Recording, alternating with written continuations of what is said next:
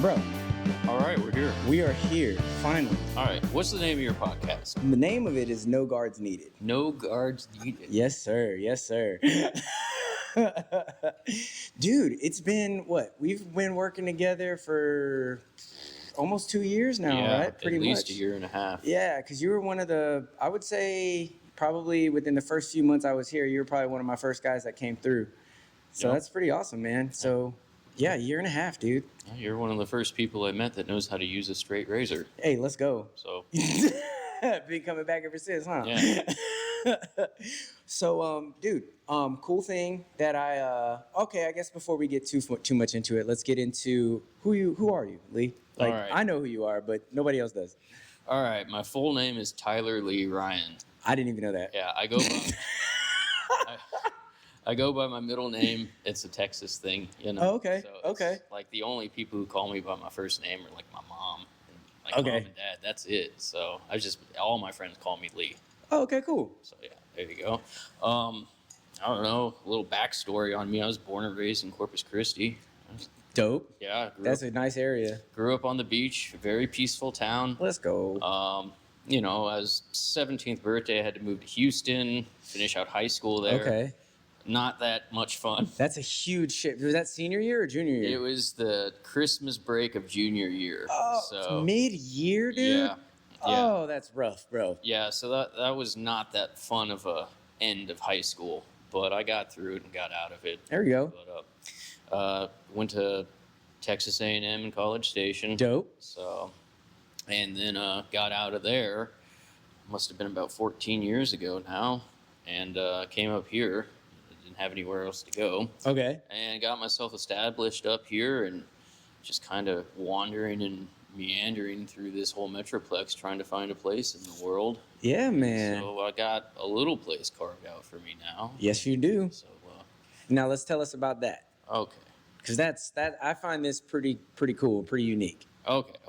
So, I run a repair shop for musical instruments. Yeah. I also design and build my own guitar amplifiers. See, that's dope, dude. So, yeah. That's dope. All right. So everyone asks me, "How did you get into this?" It's a regular question. With Yep. Every customer I have comes in, they're fascinated by Yeah, what's man. going on.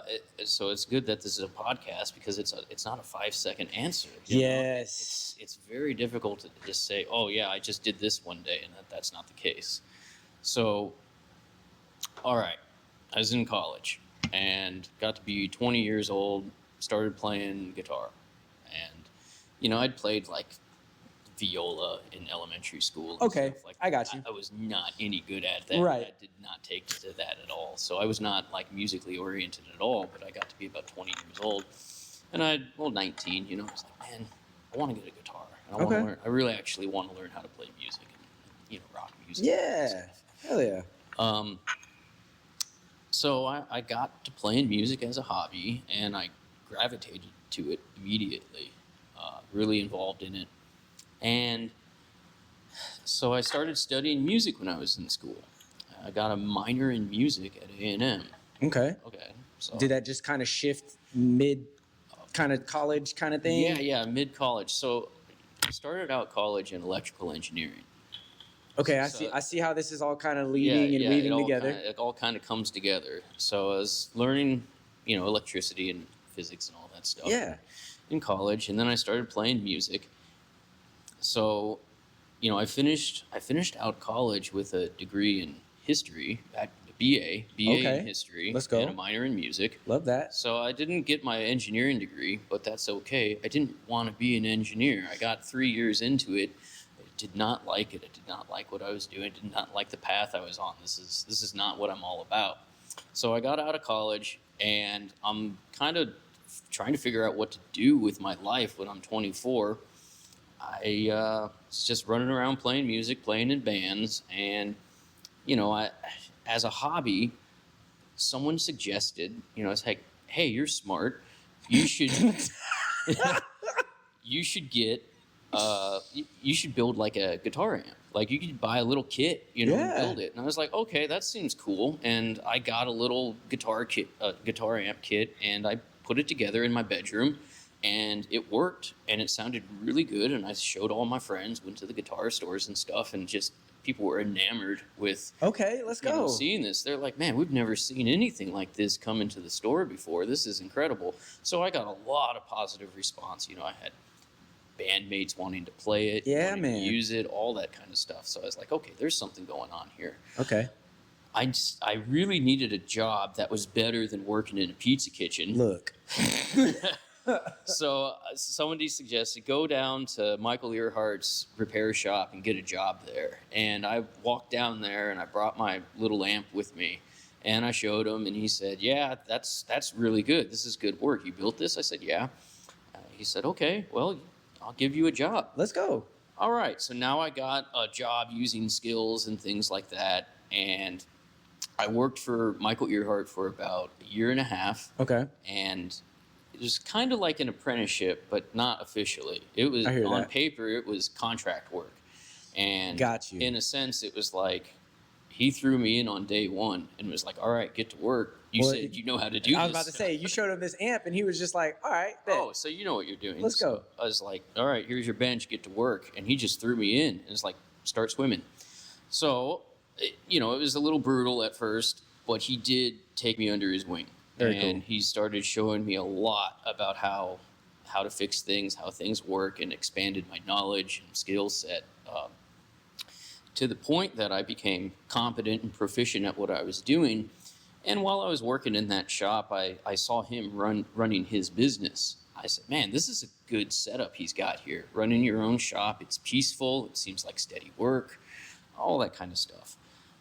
So back in my bedroom, I wanted to build another amp. Back in my bedroom. On my kitchen table, I was like, I want to build another amp. I actually want to kind of build my own amplifiers. I want to run my own shop. I want to build my own amps. So I got to be about 27, and I had to take another job. I had to leave the shop. Because I kind of worked myself out of a job. And got you. There's a slowdown, and I'm only getting paid by the job. It's piecework. So I need to pay the rent. This has gotten to be too risky, too unstable to pay the rent on. So I took a corporate job. I hated it. Of course.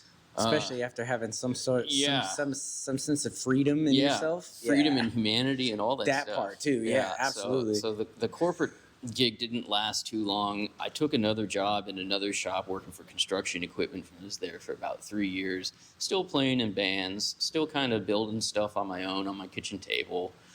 And then an opportunity came my way. Is that there is a guy that I knew in the repair business. His name was Frank, and he had a little shop in the jam room where my band practiced. Okay. So, and I had knew him when I was at Michael Earhart's shop. He'd come in and pick up guitars and, just an associate, an acquaintance. Got you. I got you. Okay, so, well, he passed away. He died. And the guy that was coming in playing the okay, got you. Yeah. So Frank died, and I went to his funeral. Yeah. And there's people there. Michael Earhart was there. A lot of friends, and the owner of my jam room, his name is Omar. He talked to me. He said, "Hey, you're smart." A consistent thing that you've been hearing in your life, huh? Yeah. He says, "What? I got a shop here that's vacant. Why don't you come in and start doing repairs?" Because he knew that about my previous job with Michael Earhart. So he's like, "You got some skills. You should come in here, fix guitars, fix amps." And so I thought about it for about a month, and I looked at where I was in my life, and I'm like, man, there doesn't seem to be much of a future fixing construction equipment here. I'm capped out on my pay. There's no room for promotions. Going to another business isn't even going to help me. Man. I've got to make a major career shift at this point. Yep. So I was about 30 years old. I was just about to ask, how old were you? About 30? 30 years old when this happened.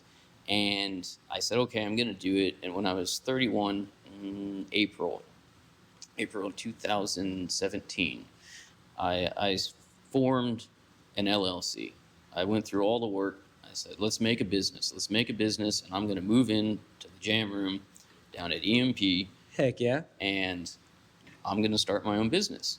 So I did that. I called up my old boss, Michael Earhart. I said, hey, you're retired now. He said, yeah.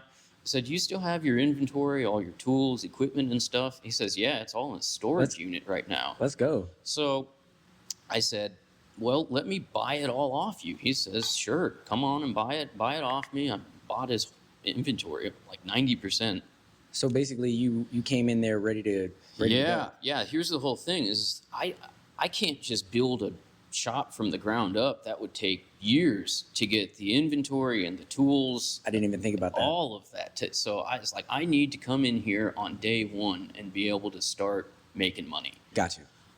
So I started the business. I got the inventory. I moved into the location, and we just started going. And I was still working my day job at the time. So I was working 2 jobs, working the day job at the construction repair shop. Sounds like an entrepreneur. And then coming in 5 o'clock in the afternoon and working until about 10 o'clock at night, Yeah, man. and just doing that, every week. Job. On and on and on. So then finally it got to a point about December of 2017. I said, okay, I'm ready to make the jump. I'm going to quit the day job and I'm going to do this full time. Let's go. And I've been there for 8 years. Dude, I did not realize it's been that long. Yeah. Man. I didn't realize it until I started looking back on it. Like 8 years. That's a long time. Dude, that's a long time. Yeah. So it's going well. Business is increasing every year. This year, business is about double as it was last year. Let's go. I've got some competitors over in Dallas that one is closed, the other one is pretty much retired. Let's go. So I'm getting a lot of spillover from all of their business now, come coming on. into my shop, and that is definitely why business is on such a higher level now. Dude, that's awesome. So, just sticking around, outlasting the competition. You got to persevere and get through the hard times, and finally things are turning around, and I'm really seeing a significant amount of income. More significant than what I had. Right, yeah. I don't think I'm ever going to be rich. So, but you know what? I feel like you are also the man that you don't look for that. You just want to be happy. I want to be okay. Okay. I just want to be okay. I want a stable life. I want my Yes. freedom, Yes. and just to be happy. Absolutely. The fulfillment in the job of fixing people's stuff and building stuff, it comes from the satisfaction of helping other people. 100%, brother. Absolutely. 100%. There is something so much more rewarding about, one, helping someone who's in need. It's like, yo, I got a gig, my stuff blew up. Yeah, what am I gonna do? No doubt. And it's like, oh, I'm here. I'm gonna help you. I'm gonna save the day. That part. And the gratitude you get from the customers on a daily basis is so fulfilling.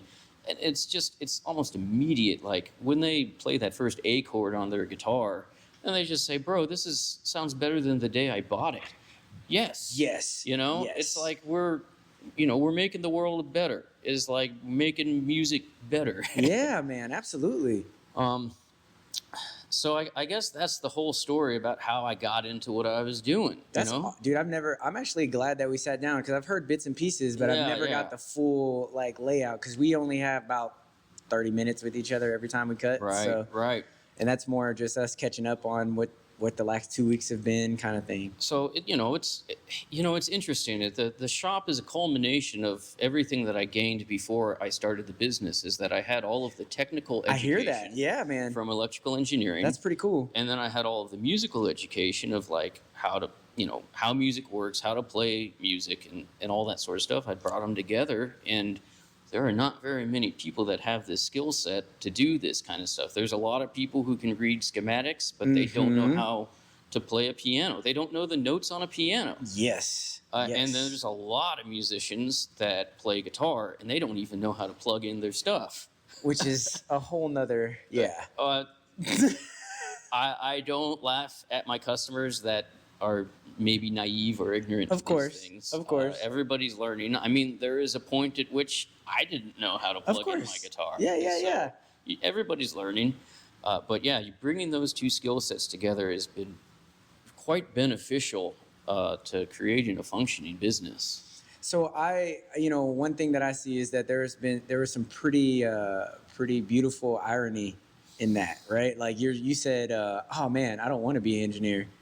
I don't want to work with this. And now look at you. I had an electrical engineer come into my shop to drop off an amp, and he's like, "How do you do this?" I'm like, "You're an electrical engineer. What do you mean? Why are you asking me? You do this for your job." He's like, "Oh no, I could never do anything like this." Well, I think yours is more of an art to it too, right? Because you're creating sound, not creating a function. I guess. Right. I don't know if I'm saying that right, but well, there's a subjective quality of what sounds good, and you have to get to the end product and play it, and you have to decide, does this sound good? It's like, yeah, it's making a note, it has output, right. but if it doesn't sound musically pleasing, then that's not going to work. And makes sense. Well, I've got 5 models that I've designed at this point, and one of them is a failure. I got to the end of it, man, cutting the chassis, everything from a flat piece of aluminum. That's amazing. Cutting it, drilling it, doing the layout, the schematic diagram, everything. I put it all together, and then I played that first A chord through it, and it sounded terrible. You were like, "Oh, this is trash." Oh no. That's amazing, dude. So it's like I just stuck it on a shelf. Maybe I'll come back to it one year or something and try again to see if I can improve it. But or just a reminder of like, I fucked up, but it's okay because I still continue to do better. Right. Well, failures grow. Growth from failure, right? Like, well, that's not going to work. Let's try something else. Yes, sir. Yes, sir. Yeah. So it's amazing that when I was in electrical engineering, there was nobody that was playing guitar. There was nobody artistically inclined. The creative souls were not in engineering. They just... Right. I can see that. Very scientific, very analytical, that kind of thing. Yes. Very much like robotic in a sense. Give me the task, give me what I need to do, give me the tools I need to do, and then I will give you what you want. Very box. Very much in the box. Yeah. And they didn't care how something worked. It was like you could give them a chip and it'd be like, here, use this chip to make a clock. And they'd say, okay, well, I would look at that chip and say, well, how does this chip work? What's going on inside the chip? I hear you. And they said, that's not important. Don't worry about that. You just need to know what the input and the output is. And I couldn't ever get down with that. That's sort of that very like compartmentalized engineering mindset of just give me the black box and tell me what the black box does, and then I'm going to go do a job. It's like, no, I want to get inside it down to, the atomic level to really see what's going on. I want to have full encompassing understanding of things. So the engineering mindset wasn't for me. The other thing I found with engineers is they're very impersonal. I can imagine. Communication is a lacking skill that they have. For sure. And I just, I don't get along with these people. It's like, these aren't people that I like hanging out with and being friends with. Right. I was talking to my dad, and he's like, if you don't like them now, you're going to hate them when you get into the real world, because that's what every single person you work with is going to be like. I said, I can't be around these types of people. Great advice from Pops right there. Yeah, he's got a couple nuggets in there. Yeah, right. So being around the artistic musician types, I really enjoy them a lot more. They're, they got creative souls. Very human, very empathetic people, and so I like being around that. And it's funny. It's like, but now I've kind of come full circle back to being an engineer, and having an electrical engineer tell me, like, how do you do this stuff? I can't do this stuff. I was like, you're an engineer. This is literally that what has you do, to be man. Pretty fulfilling, though. It's a little validating. Yeah, very validating. Like, okay. So having another engineer tell me that I'm an engineer was kind of shocking. It's just, I guess I'm an engineer, but I can't go around telling people I'm an engineer. Right, of course. I mean, because it's like not on paper, I guess you don't have that degree that says that you're No. Right? But that's what you do. Yeah. You're an audio engineer. Yeah, audio engineer, signal processing is the field that I'm in, if you want to be technical. Signal processing. Okay, I didn't know that. Okay, cool.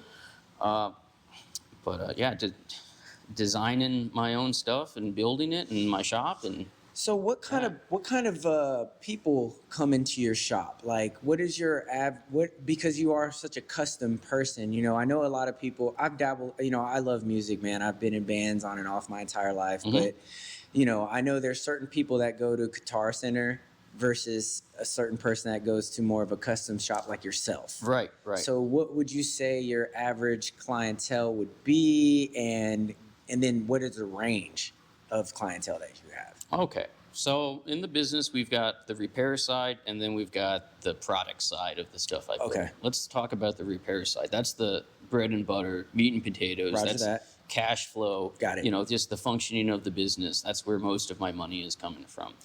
Pretty much general public, I would say. But Okay. just your I mostly. wouldn't expect that, to be honest. Mostly, I would say amateur hobbyists would be Okay. what's coming in. You get some high-end professional caliber people every once in a while, but it's a full spectrum. I got old ladies bringing me keyboards that need to get fixed, That's awesome. and I got people playing guitar for the first time coming in. That's cool, man. And then I've got people coming in off the road like, yo, something blew up last night and we got a gig at 3-4 hours. Can you get this fixed? I'm like, yeah, come on in. Let's get it fixed. That's cool.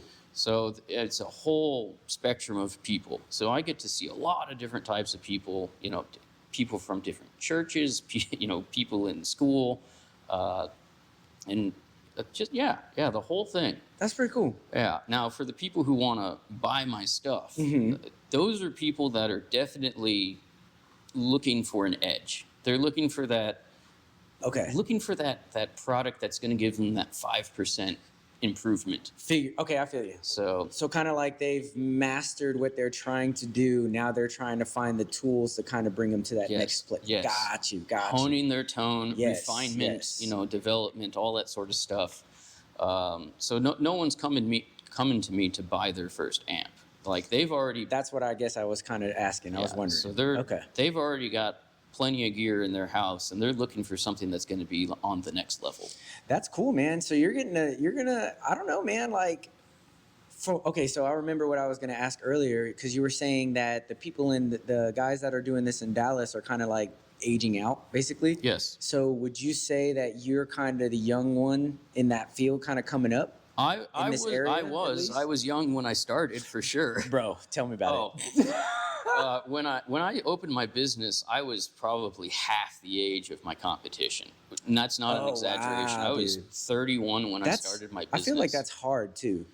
Yeah. People look at you. I feel like there's some gatekeeping when you're that young too, and a little bit. You know, it was very rare, but every once in a while, maybe once in a year, I'd have someone come in my shop with an attitude of, "You're not qualified to do this. I'm going to find somebody with the expertise." But vast majority, overwhelming amount of people are just like, "Yeah, you're my guy. I'm going to go to you from now on." That's cool. I still am young in the industry. Yeah. Yeah, I don't know anyone doing this right now that would be younger than me. That's pretty awesome, man. That means because you have years ahead of you in this industry, and if you're picking up stuff from Dallas right now, I mean, and the area, like I remember talking to you about it before, man. It's super exciting because there's so many different music coming to DFW, and just sound in general, movies, film, TV, all these other things, man. And dude, you could. You know, you got a lot of potential coming up here. Yes. DFW has a bustling music scene, cultural scene. Yeah. Just a bustling economy in general. For sure. With a lot of people. So there's a lot of opportunity here for all of this to grow. Taking over DFW, I don't have any intention of being the only repair shop. Right, of course. But growing beyond the city is not too difficult, because once you get outside DFW, you can't find anyone doing what I do. That makes sense. Until you get to Austin or Houston or Oklahoma City. For sure. I mean, I got people calling me from New Mexico and Oklahoma like, I'm going to be coming in February and drop something off. And I'm like, you're coming from a long way. And they're like, I'm telling you, you're the closest person I can find. I was like, wow. Wow, so you're kind of almost in like a desert. Yes. For what you do. Kind of like a big desert, little oasis out here. Yeah, that's awesome. Let's go, dude. Yeah. Like, you found yourself a good little niche there. Good niche. Niche. So niche or niche. I remember I argued with my friend about this for so long, and then I found out we would drink on Fridays, and I remember being like, no, it's niche. Then come find out I was wrong. I called him like 5 years later and was like, hey, bro, you were right. It doesn't matter. You know? All words are made up. Right, You know. right. That's so funny. But dude, that's awesome, man. So you did tell me that you just got yourself, you did just hire an apprentice, Yeah. correct? Okay. So the apprentice has been hired on as a contract worker. Okay, How dope. I started in Michael Earhart's shop. Yep. He's doing good. We are plowing through jobs like a firestorm. He's a very hard worker. I'm very happy to have him on board. It looks very promising for a good long-term future with this guy. That's awesome. So, Because I know that didn't, you had a couple bumps there. yeah. The guy before him showed some promise, and then about 9 weeks in, he dropped out. Oh man, Yeah, that's a bummer. You know, so I train people for free. Yes. So it's kind of a taxing burden, and that was a real bummer. I was like, man, I put all this time and energy into this guy, and he's bailed on me. Yeah. And people are like, well, you got to charge people, and it's like, no one has any money to begin with to be doing something like this. Roger like, that, man. The guy I currently have right now, he's got to make money. He's got rent to pay. He doesn't have money to be dropping on night school to go learn how to build amps. Yeah, man. Yeah, man. See, that's amazing for you too, because a lot of people, I mean, to me, you're creating an opportunity for somebody to do something that not a lot of people get the opportunity to do. Yes, I think that's an amazing thing to do. I tell everyone that comes to work for me, this is like the 4th contract worker I've had, and everybody who comes to work for me, I tell them the most valuable thing you're going to get out of this business is a resume. So yeah, man. Everyone that's come into my shop, and I'll give them. I will take them on as an apprentice. I will train them. I will teach them, take them to school, or do on the whiteboard, book work, everything. Yeah. You're like getting in there like a legit classroom. Yes, yeah, it's like a classroom. I have a little classroom upstairs in my shop. I love it, dude. With the That's whiteboard awesome. and everything. Let's go. Lesson plans, everything. Let's go, dude. Let's go. No half-assing over here. See, the thing is that you can come in with zero experience, and that's what I found when I got out of college. Was the major thing limiting me was no one's going to look at my resume because I don't have any work experience. How do you get experience when you don't have experience? That is a huge thing you hear in a lot of these college kids. So I took that with me, and it's like everyone who comes in here, it's like, can you do basic algebra? You understand basic, chemistry, some physics, a high school education. Right. If you got a high school education, I can teach you. I can teach you everything you need to know. Man, and that's it. So now we're gonna get into that college versus what is it? College versus trade. Yeah. You know what I'm saying? Yes, I do. I'm very much because I was like, you've been told you're smart. I've been told I was smart, throughout my life too. But I tried to go to school when I got out the military, bro. Look, I lasted a semester and a half, and I was like, yeah, nope, this is not for me, man. Right. I have to. I'm very much like a hands person, like yourself. Like if I could put my hands on it. I want to get, like you said, like when you were talking about how you want to know how that chip works, how you want to get in there, you want to know what this flows there. I'm all about that. So when you were talking about that, I was like, bro, I totally get you. I totally get that. Because that would be I have that when somebody's trying to explain something to me and they're like, okay, so here you need to, here's this box, here's this, and then you need to use this to use that. But what's in the box? Right. And they're like, don't worry about it. Don't worry about it. Oh, what the fuck you mean don't worry about it? This is why nothing works in the world anymore. Straight up, bro. Why nobody can repair, like why kids can't change their own tires, bro? Yeah. Dude, my daughter just broke up with her boyfriend, thank God. Decent kid. Like, he's a good, decent kid, but, I remember she told me, she said, Dad, I was talking to him, because I took my kid had to change, like she can change control arms, shocks, strut, everything, right? Fantastic. Oh yeah, I did all of that with her. She said, yeah, I was talking to Anthony and I was telling him that we were out working on the car this weekend, and he goes, yeah, I don't even know how to change a tire. And I looked at her and I was like, I didn't want, at this point, I don't want to talk shit, so I was just like, yeah, a lot of those kids nowadays don't know that. And she looks at me, she goes, that's not an excuse. And I was just like, fuck yeah.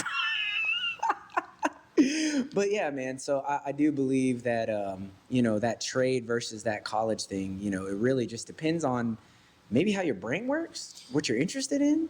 Right. You know? Some people might be more analytical and abstract. Other people might be more hands-on. Mm-hmm.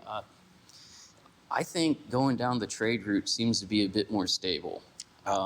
Agree. It's just the economy is changing so fast nowadays that you get out of college with a degree and the job market could be completely different than it was 4 years ago. Right. Right. I remember when I was I graduated 2006, and I know when back then, I mean, this was right during the financial crisis, which sucked. But I remember having a bachelor's degree was great. Now, my wife's I'm in my late 30s, and it's like a bachelor's degree really ain't shit. Really, No. it seems like, at least. And I was just like, man, that's crazy. Yes, I have my own experience with that. A bachelor's degree is only worth something if you have the experience to go with it. Like, Bro. once again, the same Catch 22, conversation. right? Yeah. How are you supposed to gain experience if nobody gives you the opportunity to gain it? Right. It's like, yeah, that's a very interesting and weird kind of paradox almost. Yeah, but if you want to go be a plumber, you can go be an apprentice for just like that. And make money. And make money while you're getting your training. Man, I've been trying to convince my little brother's father-in-law is a master plumber. Makes bank. I'm trying to tell this kid, dude, go learn to be stop working in a warehouse. Go be a plumber. Right. Make bank. Yeah. Those dudes I personally I don't think I would want to be a plumber because I'm not trying to be digging doo-doo. But I mean, that's a great job. I fucking love anybody who helps me with mine. Right. Shoot. Nope. But that's what's up, man. And when it comes, so I did want to ask you, so Fort Worth, you settled here, you came from Corpus Christi, you ended up here. You've been here for, you said, 8 years? Oh, I've been in Fort Worth for 14 years. 14 or 15, yeah. So in this 14 or 15 years, what have you seen change in Fort Worth? Because it's been crazy. Well, the north side of Fort Worth by Alliance Airport has been one of the fastest growing places in the country. Okay. Just residential housing. Makes and sense. all of the development that goes with suburbs. Yep. The stores and restaurants and Chick-fil-A's and everything. So that's been growing substantially to the point that the highways can't handle the traffic on that side of town. Bruh. And, people are... That 121. Oh, my gosh. Dude, 35, 121, all of it is just terrible now. It's brutal. We need public transportation. Yeah. We need a train, dude. We do. We need a train. We need trains. We need public transportation for people to move around because we just don't have the infrastructure. It's insane. It's gonna become like with all of these cats moving in, man. I'm like, because 35 going. So you live up north. I live south. So if you take 35, and my family lives in like Crowley, Burleson area, 35 going past, dude. You're talking, it'll take you 45 minutes to get home. Yeah. That's crazy. That is a normal complaint now, is that people used to plan out their trips like, oh, it'll take me 20 minutes to get to this side of town. Yes, sir. Now there's no telling how long it'll take you. And people can get stuck on the freeway for 45, 50 I swear. minutes. And there's always accidents around here, man. More and more. Dude, Every day. Every day, bro. Now. It's like, it's kind of scary, man, how many people are moving out here. Well, not scary about that, but just all the accidents. And then the trains, the 3 mile long trains, dude. I got stuck I live next to my storage unit, but I have to go around and I have to pass a train track. Dude, I went past the train track, then a fucking train come. I was stuck for 30 minutes, bro. Are you for a and then this is what got me, Lee. We're going, and this motherfucking train stops. It stopped. And then it started going backwards. And they started going I backwards. was like, I was like, what the fuck? Yeah, I know what you mean. That's What? when it's like, wait, why did the train stop? Wait, it's going backwards now. And What are you doing? Yeah. Oh my gosh, man. And thank God that doesn't happen. I will say though, I've never been caught like in the morning going to work or something, because God forbid having to call and be like, hey, stuck behind a train. Yeah. I have no idea how long it's gonna take before we get here. Right. Like that is so stressful when you got to be somewhere on the clock, and it's just, I don't know how long it's gonna take me to get here. Man. I don't have an answer. Man, and then other people. So I know I've lived a lot of places, and I'll have people that are living in, let's say I have family that are British. They'll be like, hey man, why don't you ever go to go check out Mount Rushmore or something, and I'm like, bro, do you not understand how big this place is? Do you, like, if I went to Mount Rushmore, your ass would be in freaking Czechoslovakia, bro. Like yeah. that's how far it is, man. It takes forever, and then Texas in itself, Yes. bruh, just to get what to El Paso, 8 hours. 7 to 8 hours. People just don't understand how big this place is, man. You know, it's very funny when people from like Germany or Japan come to Texas and they're like, "Oh, we're gonna go on a little road trip and do some sightseeing," and they get 3 hours into it, and it's like you're still in Central Texas, Dude. Like, Have you made it to Austin? Like, that's it. You still got an hour to go to San Antonio. yeah.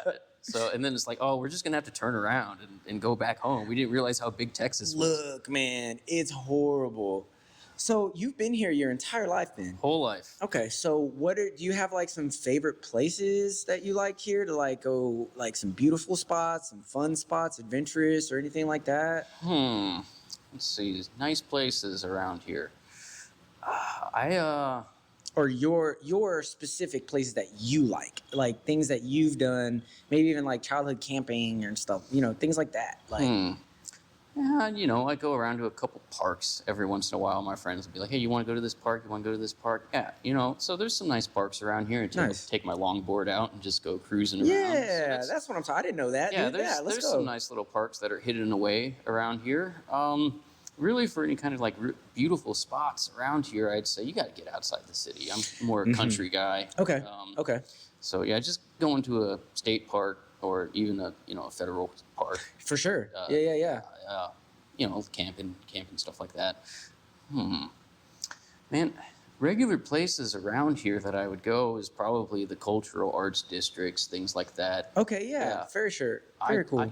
I like the museums. I like the Yeah. art museums a lot, and of course, just the the strips, the nightlife. Right. Right. Where you got the bars and the music. Yeah, man. So those. Is are that the something places. that you frequent? Yeah.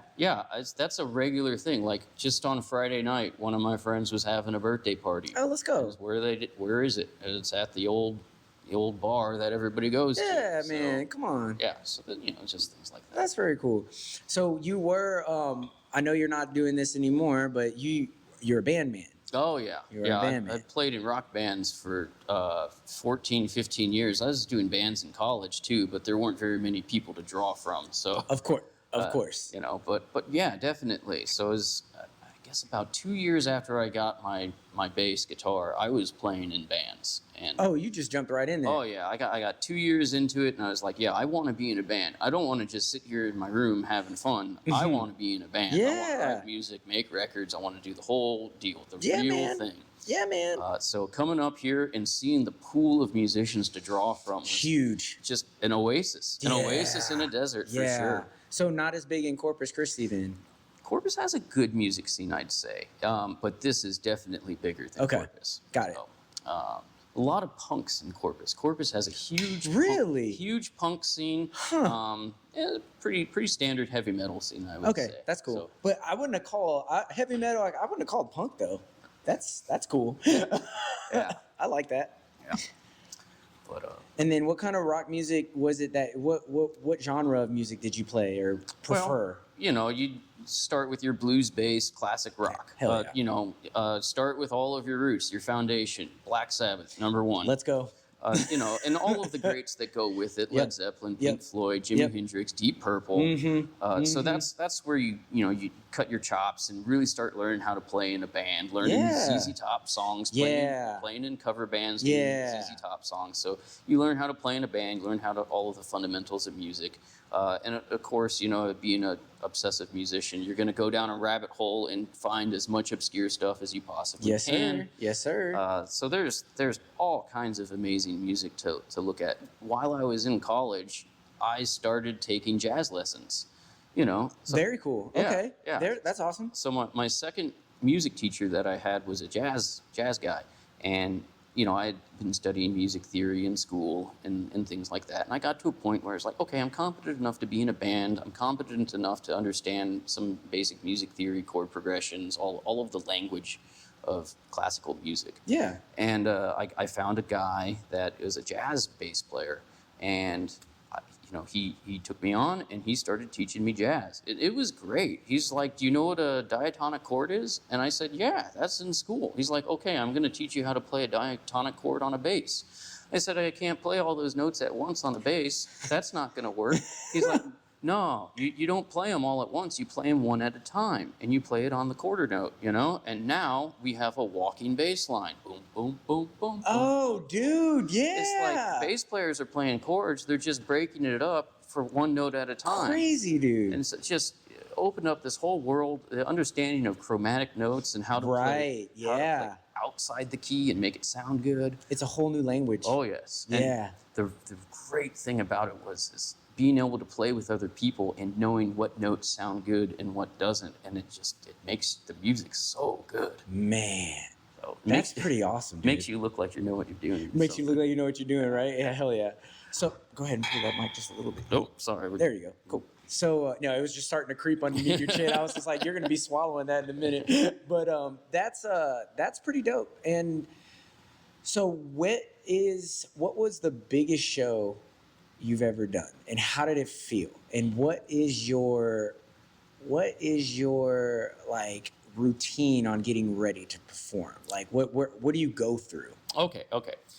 Biggest show I've ever played was with my last band that I was with. Dope. So that was you guys cool. got into magazines. That was kind of cool. We got into Fort Worth Weekly and all that. Oh, yeah, that's pretty dope. We won best heavy metal band 2 years in a row. Yeah, you did. I remember that. Yeah. So we were playing over at Martin House Brewery. Okay.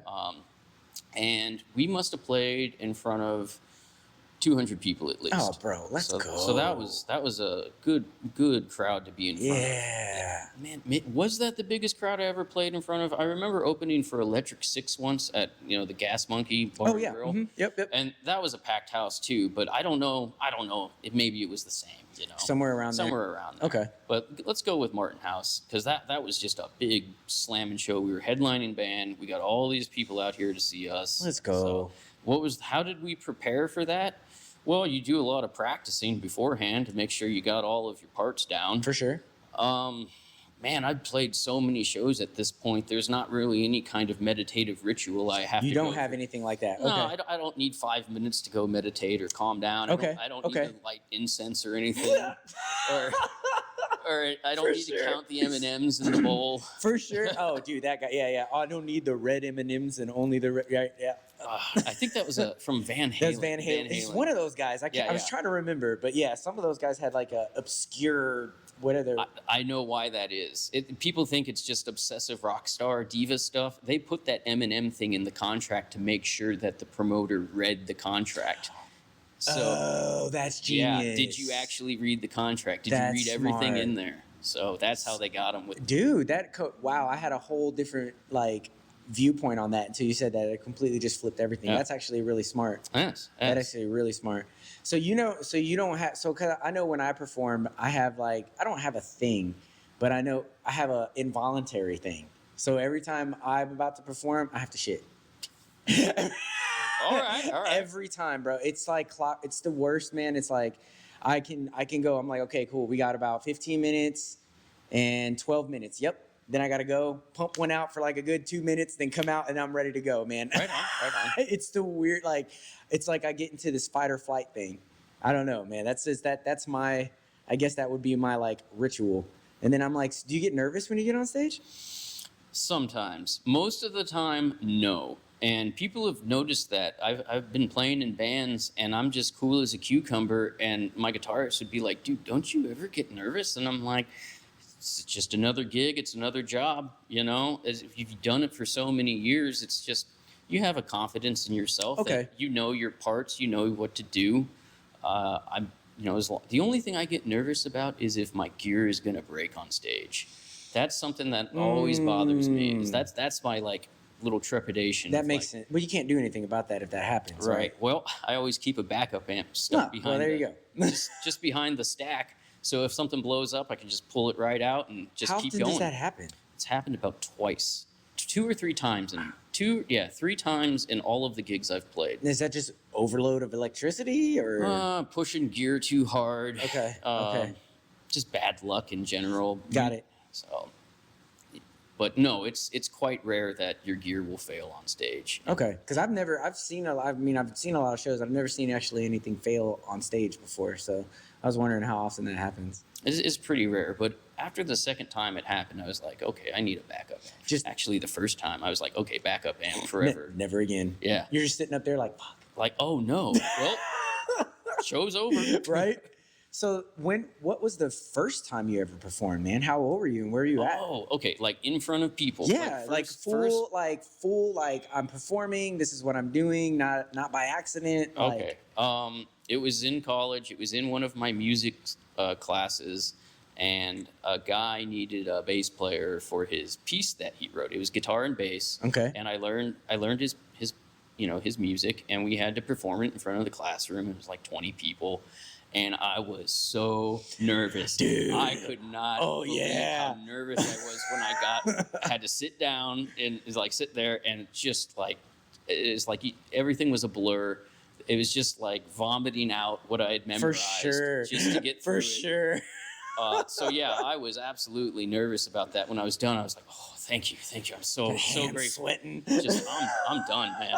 That's awesome. But yeah, the butterflies and jitteriness really evaporated quickly when I started getting into like playing in cover bands and stuff like that. Okay. I suppose I had a natural disposition to want to perform in front of people.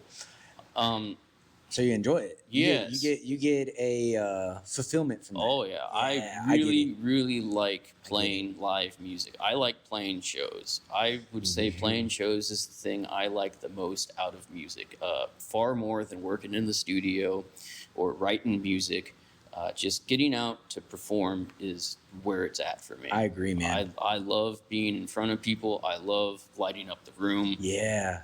That energy. Yes. Being able to feel that and Yeah. kind of control it and move it. Yeah, yeah. When the band is on fire and you know you're killing it, and it's just you got the energy from the crowd coming back at you. Mm-hmm. Ooh. Man, it's like you become one big living organism together. Yes. It takes two to tango. Yes. So when you got the energy from the crowd coming back at you, now it's a party. Now it's fulfilling, you know? Oh yeah. Yep. That's my that's my biggest thing too, man. Because I don't get when I perform. I'm the same way. I guess I get nervous until I open up my mouth because I sing. I don't play instruments, but as soon as I start singing, all nerves gone. All nerves gone because I am having just so much fun, and I just love being in. I love performing. It's funny because I don't necessarily like being the center of attention, but I do like performing. I don't know whether there's a little paradox in that, but because as soon as I get off stage, I don't want the attention. I really don't. Like I'm like, but when I'm on stage, I'm like, give it to me, baby. Right on. Yeah, it's kind of weird, man, because I really don't. Yeah, because I don't like. I feel weird when people give me a lot of attention, like I did something special. Like I get it, I sang right, but I don't know. For me, I'm like, there's probably somebody down the street that could do that or better. Yeah. Like yeah. There's 10,000 teenagers in this country right now that could play circles around me. Oh my There's gosh. absolutely no reason to think that you're, number one. Yeah, I guess I just also don't have that. I'm not a big. I have an ego. I wouldn't be a barber. I wouldn't do things like this if I didn't. But I don't think I'm very ruled by it. If that makes sense. Well, it's good to have control over your ego. Yeah. I don't know if I have control over it all the time, but I just don't think. I've been pondering about that because it's like I don't think that I care about the attention, but because the attention is something that I want to fulfill my cup, but I feel like the attention matters because if I'm not getting it, it means that I'm not moving in life. Does that make sense? Well, attention is very validating, especially when it comes to music. Right. So I like to eat it up. Let's go, man. Come on. Yo, Come on. It is so cool when you have somebody from Australia sending you an email like, hey, I want to buy your record that's pressed to vinyl. That's but hey, dope. could you sign it for me before you mail it? Come on, I ain't Yo, never had that. That's amazing, bro. That is cool. That is cool. It's like, so I got to do that a few times. That's in my life. awesome. Yeah. That is, dude, that's one of those things, then I get chills. Like, not many people get to do that in life, bro. No. We talking with my bandmates about that stuff. It's like, dude, we're doing stuff that most people only dream about. And my guitar player is like, dude, we're doing stuff most musicians Yes. only dream about. Absolutely, Like- dude. Absolutely. Most people, I mean, shoot, like, you know, I one of the things I like, why I like doing these and having these conversations like this too, is because you get to, I feel like as we get to have more intimate conversations, we get to realize the things that we have accomplished, right? Mhm. So it's like, you know, yeah, sure, we may not be on like the top 10 charts, but motherfucker, you've sent a record to Australia that's been autographed, Yeah. man. What? dude. Like, that shit is cool. Several times. That's amazing, dude. That's amazing.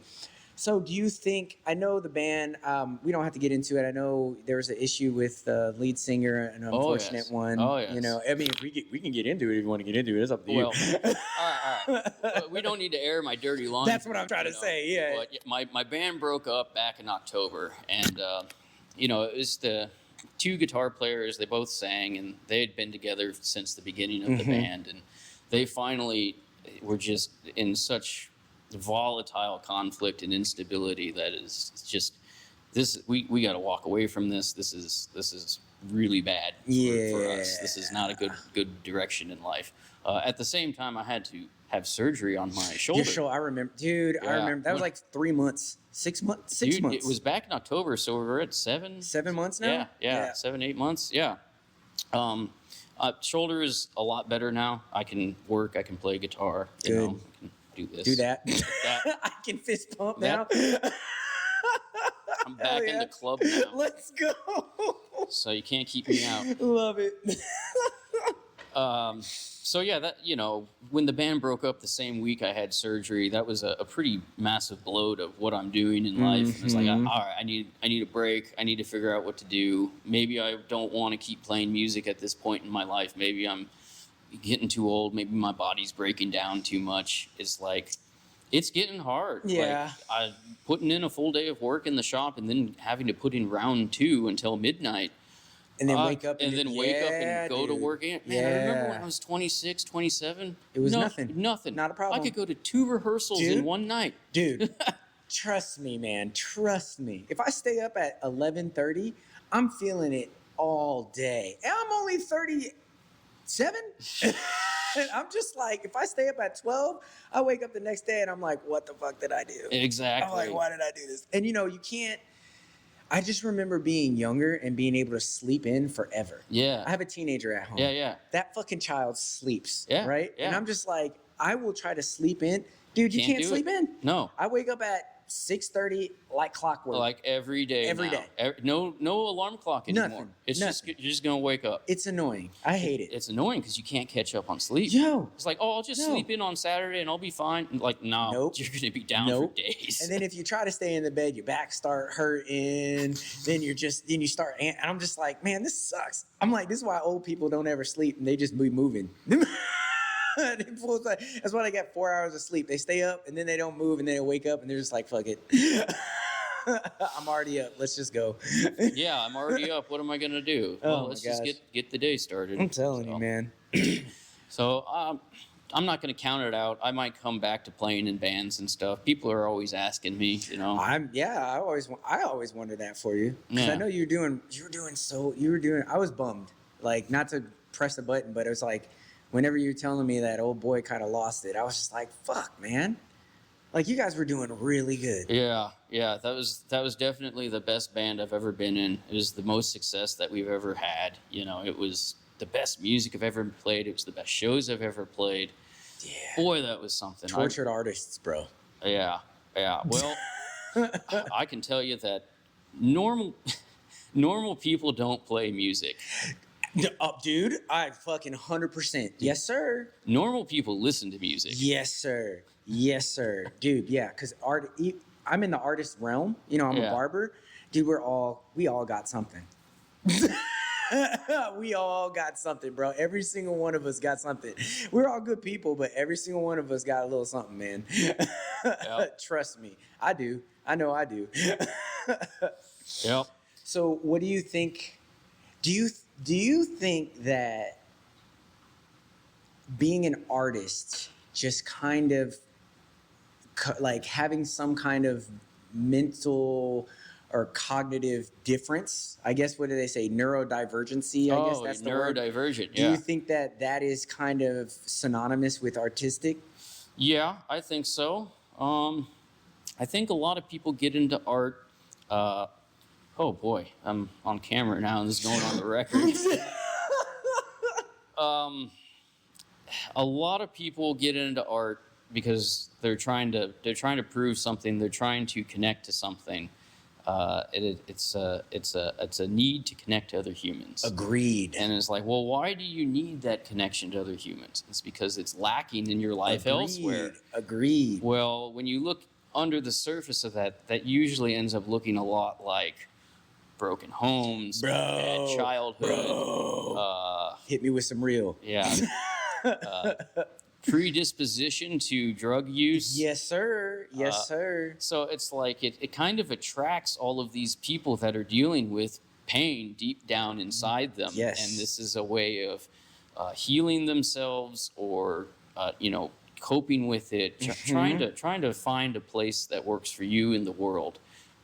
So a lot of musicians have very chaotic lives because of this. Agreed. Agreed, dude. You hit every single. I agree with every single thing that you said, man. I really do. Wow. I think that artist. Oh, I can just in my own life. I know I've always been very artistic, and it always comes out either in music or kind of building things like cutting hair, so molding. I've tried to draw and stuff, and I've tattooed a little bit, but it's just that's not my thing. I like to build things and like in 3D, that kind of thing. So, and I know for myself, bro, I come from a, quote unquote broken home, whatever, well, my parents aren't married, that kind of thing.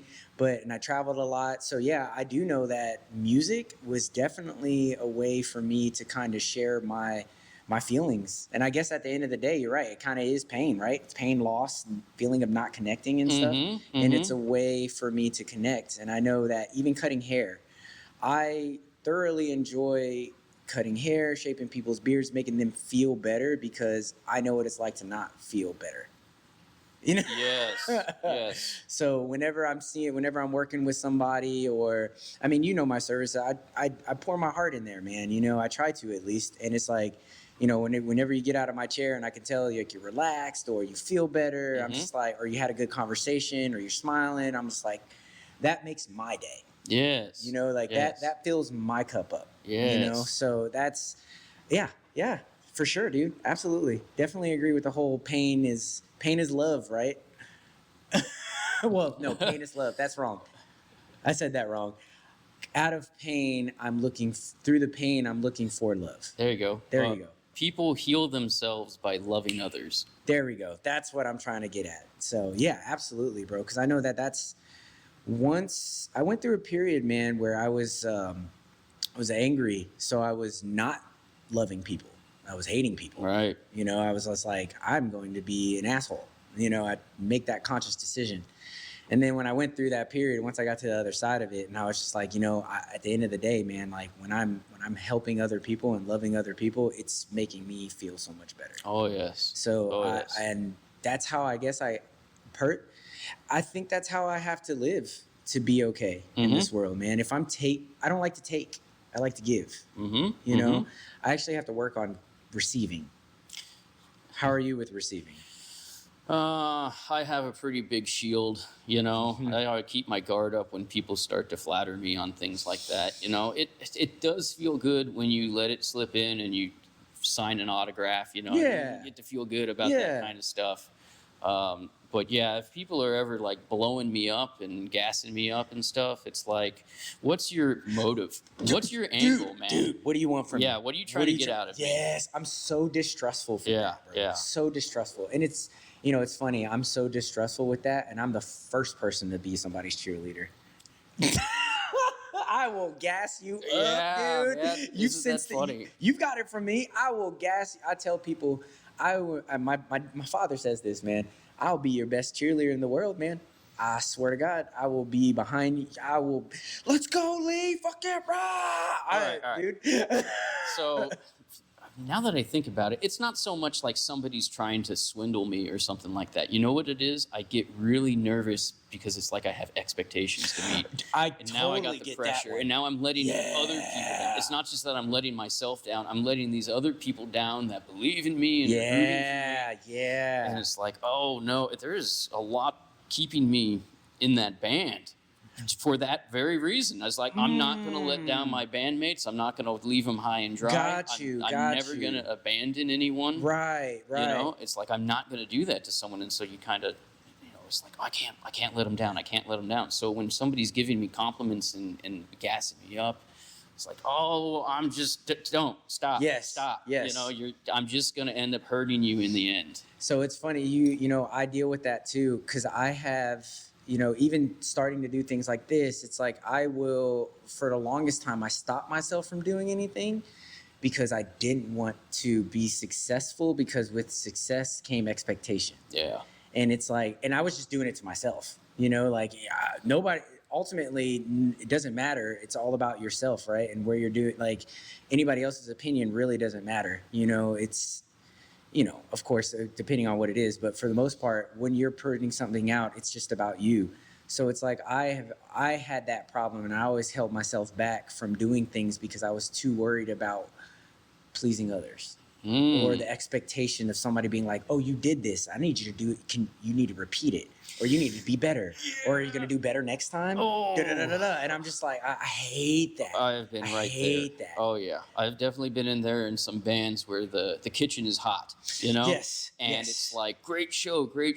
Okay, you need to do that again tomorrow night, just as good, dude. And just turn on. It's like flipping a switch. You need to turn on every night, night after night after night, and I can't handle that. No. There's good days and bad days. There's good days and bad days, and man. And it's like, I want to play a show to have fun.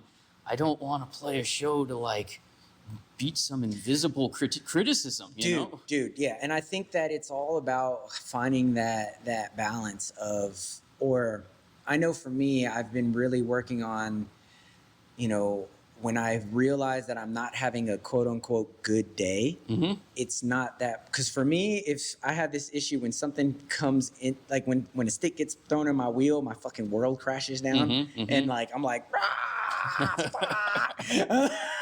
but really, it's really not that bad. Right. But I kind of crash out there.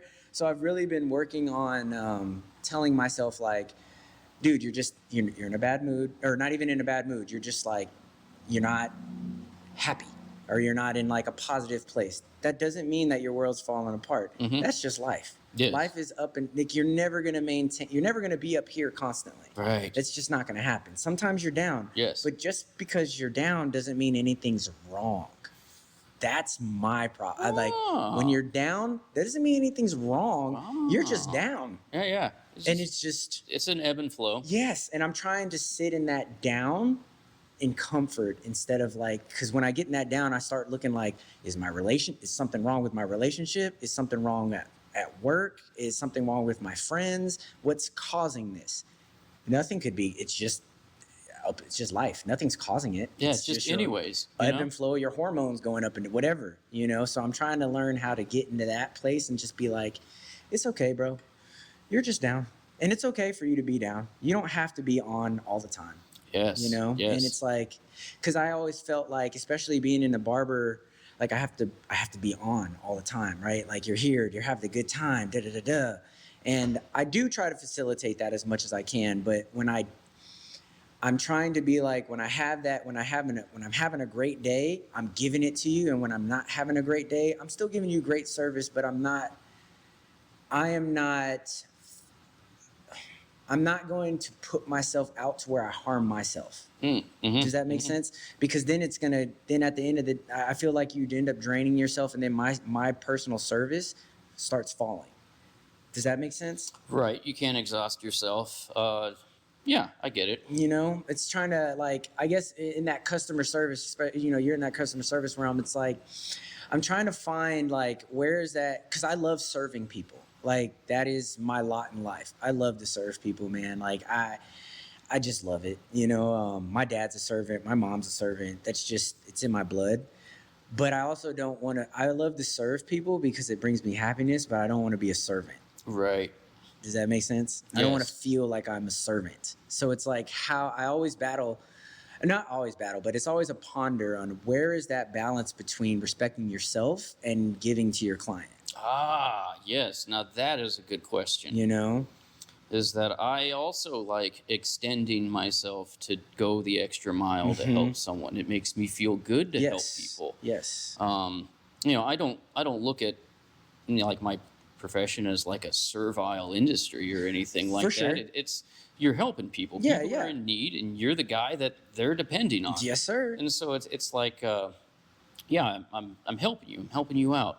Now, what's the limit of how much I can give? That gets hard.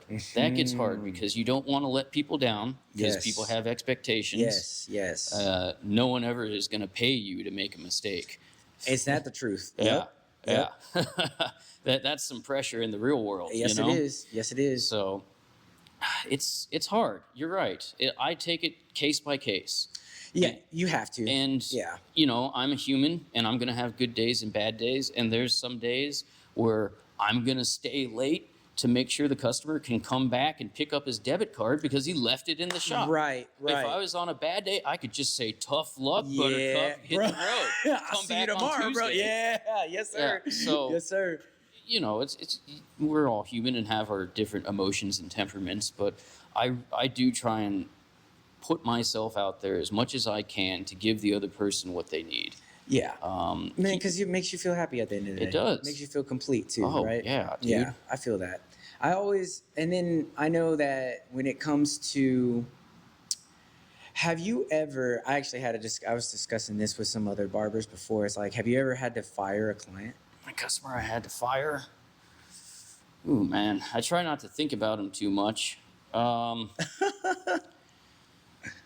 don't think I've ever had a guy that I had to straight up have a open confrontation and say, get out of my shop. I'm done with you. Okay, that's good. So I've had people that have been very difficult, and I've reached a point where I ran out of patience with them, waiting for them to come pay me, waiting for them to come pick something up. And I just reached the limit, and I said, you know, we're at the end here, dude. I'm taking your gear to Guitar Center and selling it. Wow. Good luck. I told them where it's at. You can go buy it back from Guitar Center now. Wow. And I've only done that, I think, once or maybe twice now. Just a bad guy, or? Yeah. All right. So it was a restaurant I was dealing with. Okay. And, you know, they brought in some PA systems to get repaired, and I fixed them. And then I told them what the quote's going to be and what they're going to owe. And I said, okay, it's done. Come on and get it. Come pick it up and pay me. And they just never showed up again. And, I was calling them, and I'd get them on the phone, and they'd say, okay, we're going to come tomorrow. Well, they'd never show up. Call them again. All right, we'll be there next week.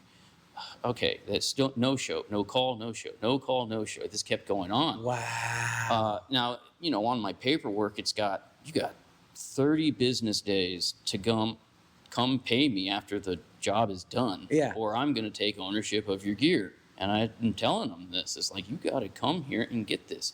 And I went far beyond 30 business days. Man. Talk about overextending yourself. Mm-hmm. Yeah, this is a situation where I did that. That was not good. And I held on to this thing 5 months, I think. And I just, and I call them up and I'm like, dude, I'm going to get rid of this. You better come get it. And like, okay, we'll be there tomorrow. Yeah. And tomorrow comes and they nothing. No call, no show. And I said, that's it, dude. This has gone on for months and months. I'm going to the Guitar Center. I sold the stuff. And then sure enough, like a month later, they fucking hit you up. They hit me up again. Nah. And it's like, no, it's gone, dude. Yeah. And of course, now they hit the roof. Oh, they probably lost their shit. Huh? Oh, yes. Oh, yeah. You fucking thieving, stealing thief, shit. You lying thief. What are you? Bruh. It's like, do you know who we are? It's all. Oh, God. And Come on. I said, hey, man, you signed the paperwork, and I have a copy. It look, says in black and white, this is when the job was done. This is your time period for when to get it back. That's it. And then he left the conversation with, you're going to hear from my lawyer. I never heard from his lawyer. whatever, bro. Whatever. I never heard from his lawyer. Anytime somebody says that shit, they're bullshitting. I swear. I've heard that. Oh, I remember I've had to. Have I ever had to fire a client? Yeah. I remember. I guess it was not. I guess it was like a mutual firing, but it was pretty bad, man. It was we were like basically it was like ego fight in the middle of the shop. It was pretty bad. And it's like, because this guy, and this is when I first got to Texas. When I first got here, I took a job managing a Supercuts because I needed a guaranteed paycheck. So I was in Burleson, and I was assistant manager over there, and there's this guy that would come through, and he would be an asshole to all the girls, man. Because I'm the only dude. I'm at a Supercut. I'm the only fucking dude. And he would just be a dick all the time. Like, like over analyzing his haircut. Like, I mean, it's a fucking Supercuts, bro. Let's be honest. Like, it's just a basic haircut. Yeah. He's over analyzing his haircut. He's being like super finicky, and like I'm watching this guy, and he'll be like, "Well, what about this part?" And then like, there's nothing wrong with it. He's just choosing things. So one day he goes and he sits in my chair, and I already know who this guy is, right? So I spend extra time because I paid attention to what he wants. I know his details, so I give him everything that he wants. And then I hand him the mirror, or I'd spin him around to the mirror, whatever it was. And I was just like, all right, man, how do are we good? What do you think? Blah, blah, blah. And he starts looking at the mirror, and then he's looking really hard. Then he takes about like a full like 2 minutes, man, like looking at himself in this mirror. And then he finally finds something, or he feels that he finds something. He goes, ah, and you can see it in his face. Like he gets excited. He's like, what about this? And I was just like, I took my clipper, I put a random guard on there, touched the side of his head, and was like, how's that look? And he goes, that's fine. And I was like, that's better. And I was like, yeah, bro. And then I was just like, hey, man. I was like, I put a guard. I was like, come on, man. I was like, what happened? So he did that, and then I put a guard on. I touched the side of his head, and I was like, how's that? And he goes, yeah. He goes, that's fine. And I was like, all right, cool. He goes, can I get a hot towel? Because that's what they did at Supercuts. And I was just like, yeah, of course. But he says it to me with this attitude, and I was going to get it anyway.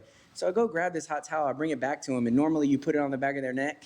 He like sticks his hands out at me, so I give him the hot towel. Then he like wipes his own neck and wipes his face, and he like kind of like throws the towel back at me.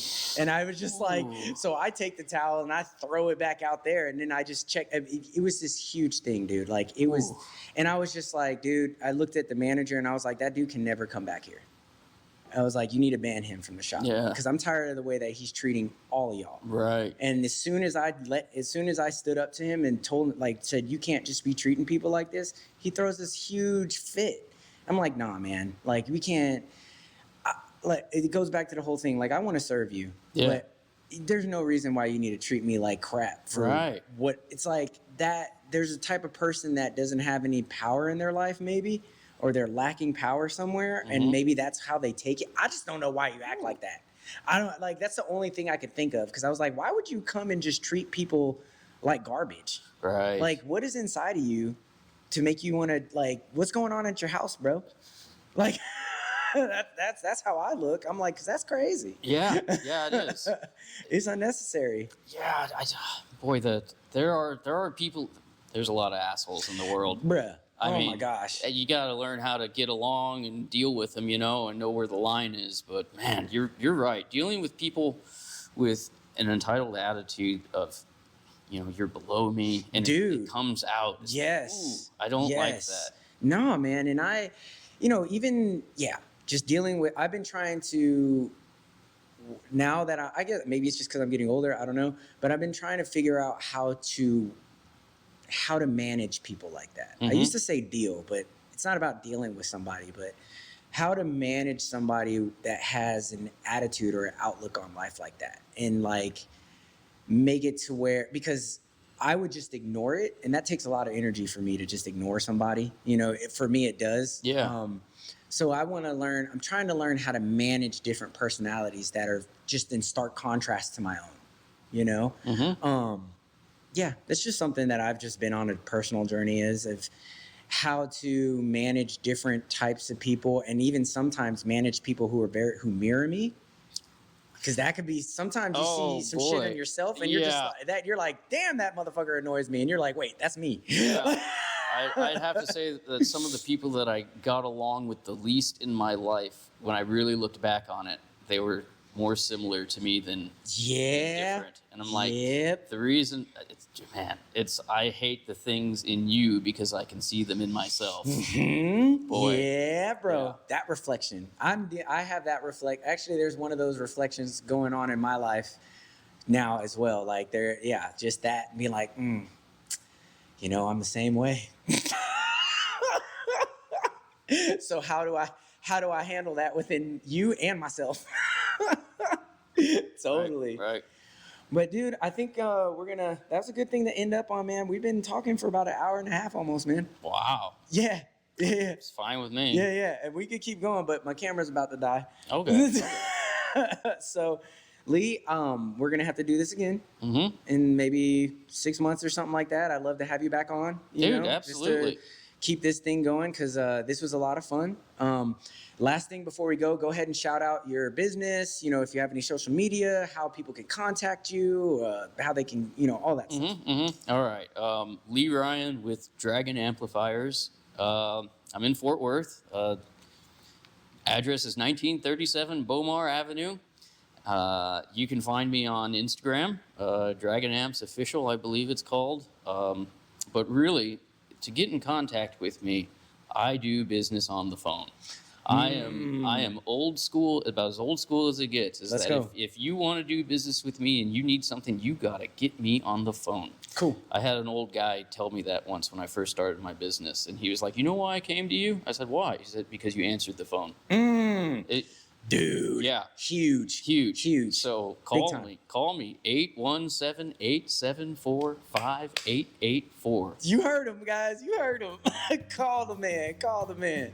So that's what's up, man. I will link everything in the description, so you'll have his Instagram if you want to check it out. And I'll, I'm assuming your info's on your Instagram and stuff too. It should be. So everything will be there. So if you want to go check out Lee and get your custom amp or get it built or do whatever you need to do, this is the man for you. Great dude. I love the guy. I wouldn't have him on the past pod if I didn't. And again, Lee, I just really appreciate you coming in, man, and working with me today. Definitely. Let's definitely do it again. Oh, for sure. There's so much to always talk about. Oh, dude.